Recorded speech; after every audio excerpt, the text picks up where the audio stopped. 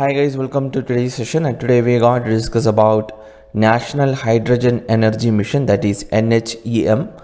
And in this session we'll first discuss about the background of National Hydrogen Energy Mission, and then we'll discuss what are the applications of hydrogen, and then we'll discuss what is green hydrogen and why there is a push for green hydrogen in the current days, and then we'll discuss the philosophy behind National Hydrogen Energy Mission, and then we'll see what are the challenges associated with the National Hydrogen Energy Mission. So this is how I plan this session. Let's now start. So recently the finance minister in her budget speech formally announced National Hydrogen Energy Mission, which aims for generation of hydrogen from green power sources. And with this announcement, India has made an uncharacteristically early entry into the race to tap the energy potential for the most abundant element in the universe, that is hydrogen.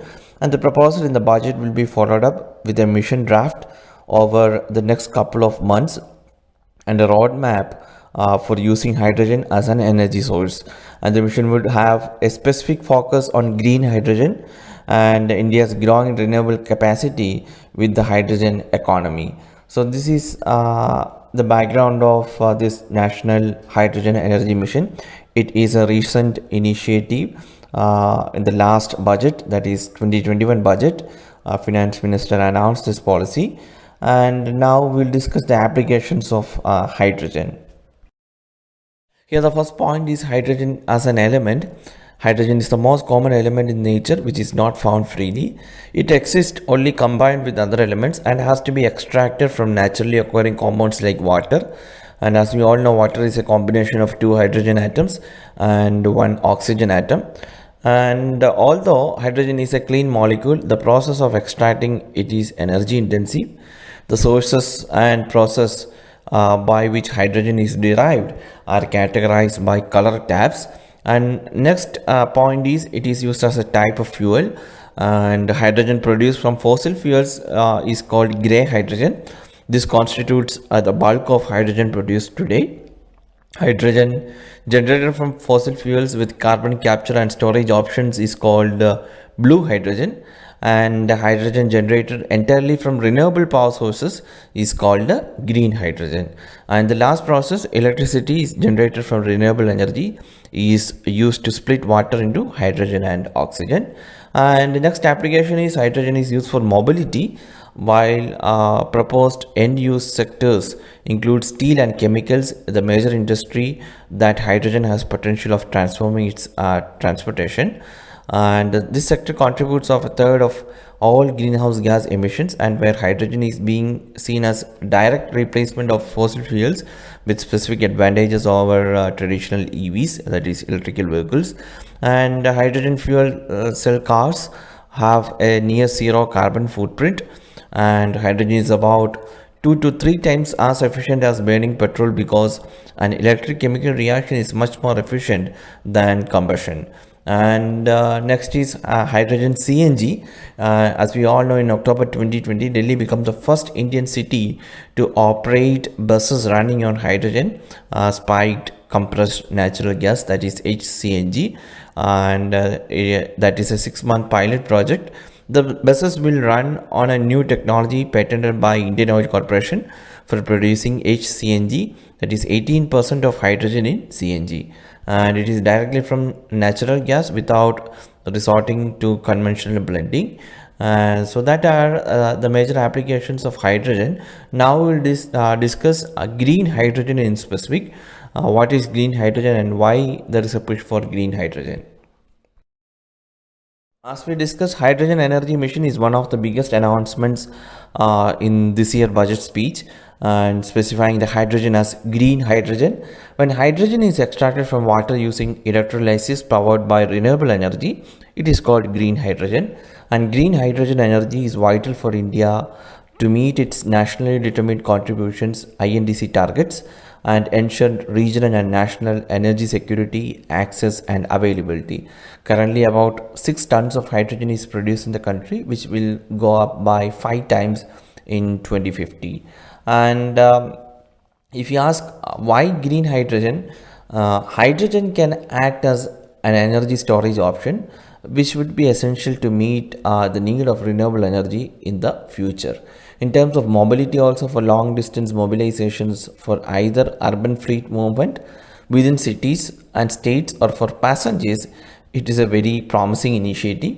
And hydrogen can be used in railways, large ships, buses, or trucks where electric vehicles have a limitation for not having enough capacity for long distance travels. And hydrogen has the potential to be the key renewable target in supporting infrastructure as well, and it can be used as a carrier, as a fuel come energy storage alternative for petrol and diesel. And it can be directly used as a fuel. Countries across the world such as Japan are banking on hydrogen as a future energy media, and Germany and other many European Union countries have already set an ambitious green hydrogen policy. Even countries like UAE and Australia, that are traditionally considered as laggards of climate action, have moved towards green hydrogen as an alternative fuel. So this is about green hydrogen. Now we will discuss the philosophy behind National Hydrogen Energy Mission. India's electricity grid is predominantly coal-based and will continue to be so. In several countries that have gone in for an electric vehicle push, much of its electricity is generated from renewables. In Norway, for example, it's 99% of its electricity is generated from hydroelectric power, and experts believe hydrogen vehicles can be especially effective in long-haul trucking and other hard-to-electrify sectors such as shipping and long-haul air travel. Using heavy batteries in these applications would be counterproductive, especially for countries such as India, where electricity grid is predominantly coal-fired. So that is the philosophy behind the National Hydrogen Energy Mission. Now we'll discuss what are the challenges associated when government is implementing this National Hydrogen Energy Mission. In terms of challenges, the cost of renewable electricity from hydrogen specifically is the major problem. Public investments need to strategize and channel well. Moreover, currently hydrogen is around $6 to $8 per kg, which is a price too high to bring it into conventional use. And the other major hurdle is transporting hydrogen into long distances. Hydrogen in gaseous form is highly inflammable. To ship liquid hydrogen, it needs to be chilled to minus 253 degrees Celsius, and compared to other gases or fuels, hydrogen lacks smell, which makes any leak detection almost impossible, thus increasing the potential dangers. To succeed as a renewable energy based economy, it is not just manufacturing sector where India would want to excel, but in the entire supply chain, India has to be excel. Then only we will become a renewable energy based economy. And currently India is at about 2 to 3 gigawatts of solar photovoltaic module manufacturing capacity, and for given 450 gigawatt renewable targets for 2030, India needs 30 to 40 gigawatt of capacity addition of renewables per year, which requires having maximum domestic manufacturing capability and also increasing the custom duty of solar panels, as it will incentivize domestic players in India to set up manufacturing of solar panels and make the entire supply chain robust. So these are the points, and these are the challenges associated with the National Hydrogen Energy Mission.